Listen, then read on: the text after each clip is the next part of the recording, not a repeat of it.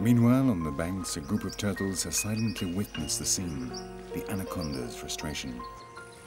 And now they watch as an exhausted morrocoi tortoise arrives. Our heroine has reached the water guided by the smell. Here, along the bank, she finally sees animals she recognizes.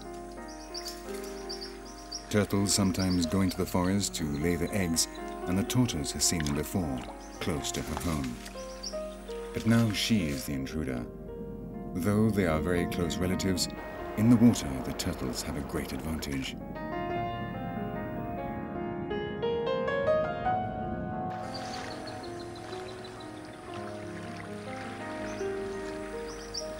She hesitates, raises her head, not daring to advance.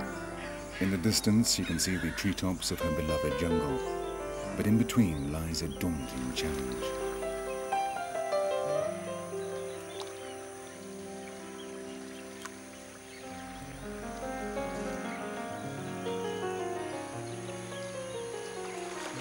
The width of the pool is almost an ocean for the little morrocoi, and she can't swim as well as her cousins, the turtles. She has never crossed a pool. In truth, in the jungle where she was born, she has never had to swim at all. So, very unwillingly, she decides to turn back and try to reach the jungle by going around the pool. And now, out on the plain, the day is really heating up.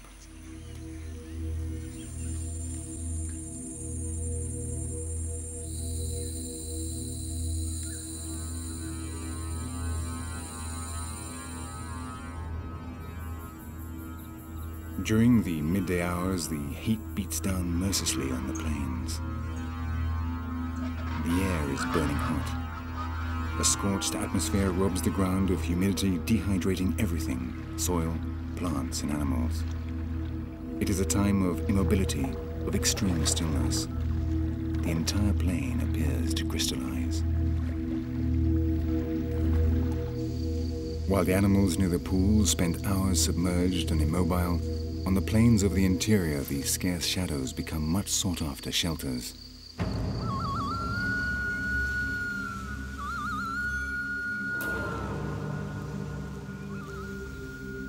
The dry season advances, and for the weakest, the heat proves too much. For many, like this cow, the rainy season will never come.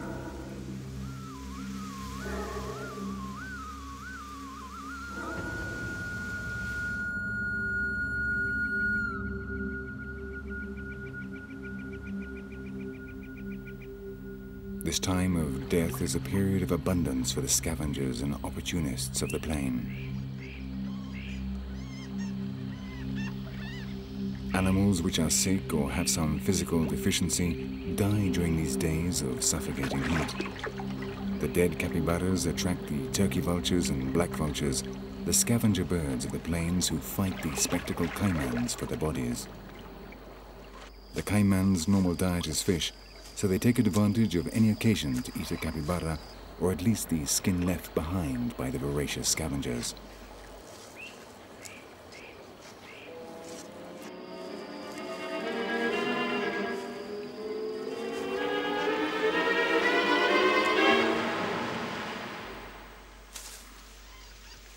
In a world of such open landscapes, an animal has hardly died before an entire horde of black undertakers arrives.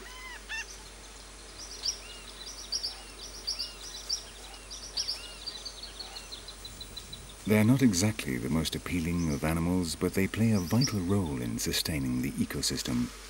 The relentless heat and the many dead bodies could cause epidemics and diseases if these death-loving scavengers did not act swiftly and efficiently.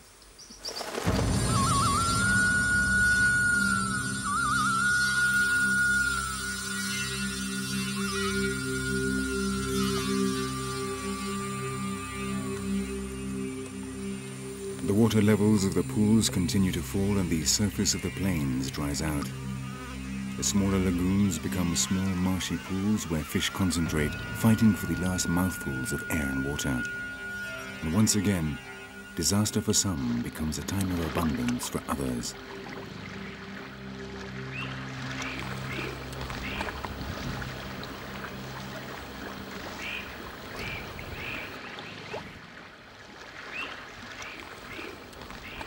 For the caimans, these small pools represent a veritable feast. The piranhas crowd together in muddy waters where the lack of oxygen makes them deathly slow. So, to catch them, all you need to do is to dive down into the water and swallow them down one by one.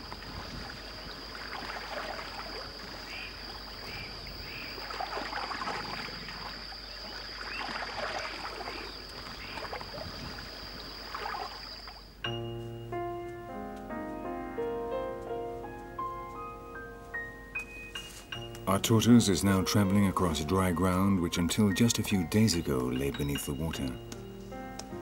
It is 50 degrees centigrade and her dark shell rapidly absorbs the heat, while the dust from the dried out mud chokes her.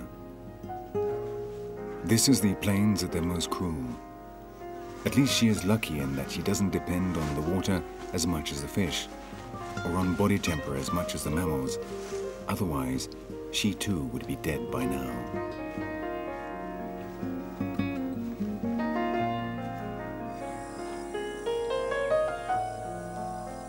Exhausted but persevering, the morrocoi reaches the shore of another pool, this one on such low-lying land that it will retain some water right through until the rains come.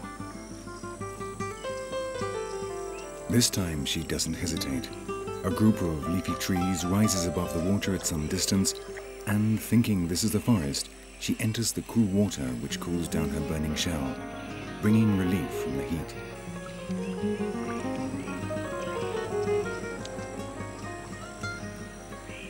But what the tortoise does not know is that what she thinks is the forest is in fact a group of trees in the water, a place chosen by the American ibises to establish their breeding colony.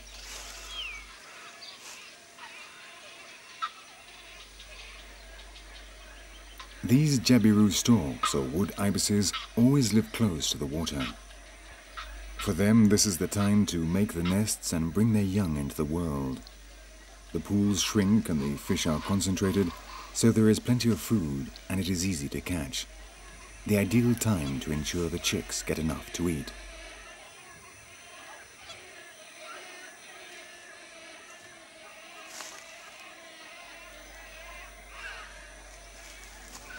In years when food is abundant, the storks can raise up to 5 chicks, though 3 is the normal number.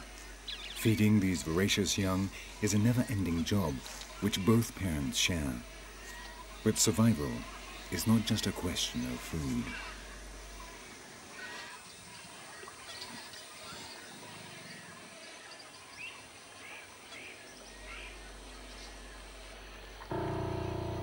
Living directly above a pool presents certain dangers. The chicks know no other world but the leaves and branches and must stay here close by the nest until they develop feathers, their wings gain strength, and they're able to fly away.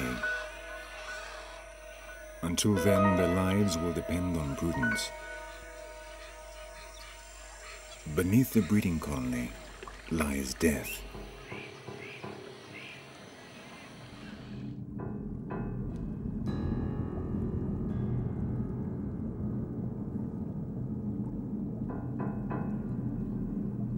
The apparently peaceful waters hide sharp teeth beneath the green blanket of the water hyacinths.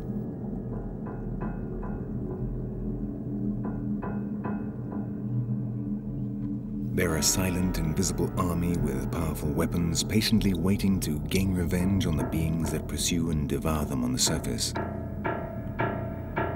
They are the piranhas. The very name inspires respect among the local people.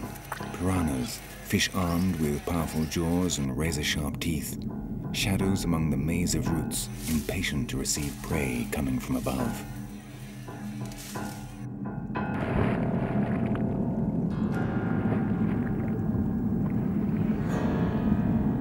If it loses its balance for just a second, the chick will fall to its death.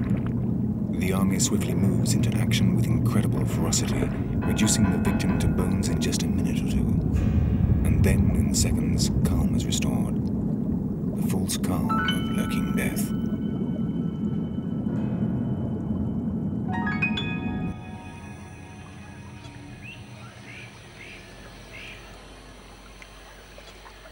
Immobile among the hyacinths, our heroine has discovered that this is not her jungle home, but rather a patch of forest floating on water which she bites.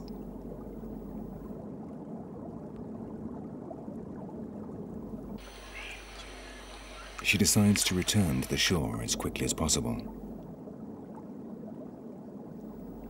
Luckily, she is not wounded, nor does she give out smells that would attract the piranhas, and so, moving slowly, she remains unnoticed in the cloudy waters of the pool. But at the surface, close to the shore she is heading for, other eyes are on the lookout. The tortoise is unaware of the presence of the caiman lurking among the hyacinths. Hidden and immobile, only his eyes emerge from the water like periscopes, fixed on the nearby prey. The tortoise continues to swim, and then, just a few meters away, the predator attacks.